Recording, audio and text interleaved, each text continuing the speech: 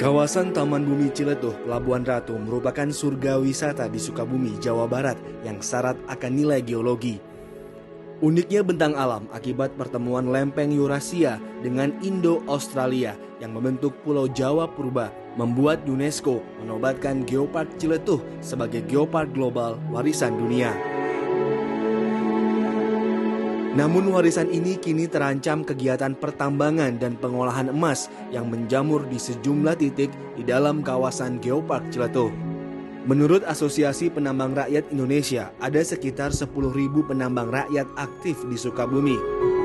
Sekitar 70 lubang tambang emas berada di 3 kecamatan, yaitu Walura, Simpenan, dan Ciemas. Bebatuan di Geopark Ciletuh memang banyak mengandung urat emas yang menjadi target para penambang rakyat. Hampir di setiap perkampungan kita dapat menjumpai alat-alat pengolahan emas. Di rumah-rumah warga inilah tempat di mana hasil tambang diolah untuk menjadi emas menggunakan 2 jenis pengolahan, yaitu gelundung dan rendeman. Kedua pengolahan ini menggunakan bahan-bahan berbahaya.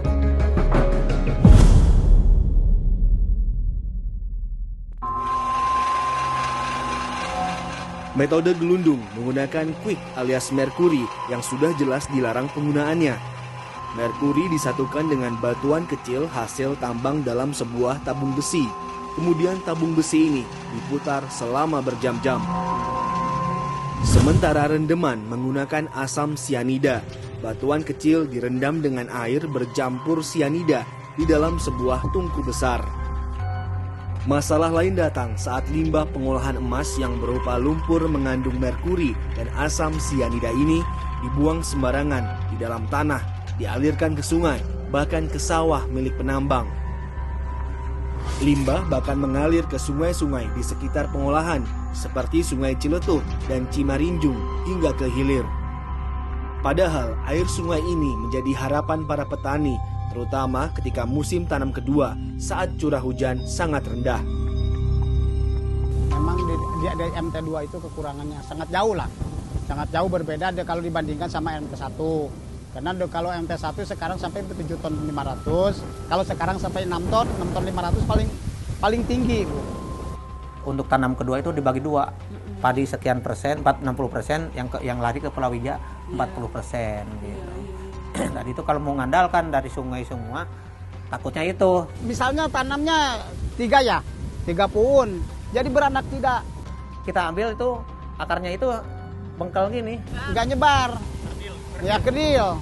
Tapi itu cuman yang dekat sama irigasinya. Hampir yang 230 itu mengalami semua, Bu. Iya, yang diairi sama air Cimarinjung ini.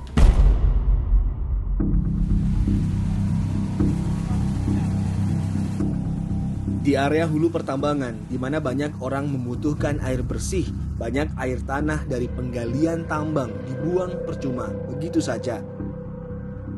Belum lagi lubang-lubang tambang yang berpotensi rusak akan menimbulkan masalah yang lain. Hari ini 2 bulan sudah susah air. Airnya apa? Beli kan gitu ya. Jadi dulu itu banyak mata air yang masih terselamat pada saat itu, selamatkan. Kalau hari ini kan habis kebanyakan. Yang menambang itu sumbernya tetap aja di hulu.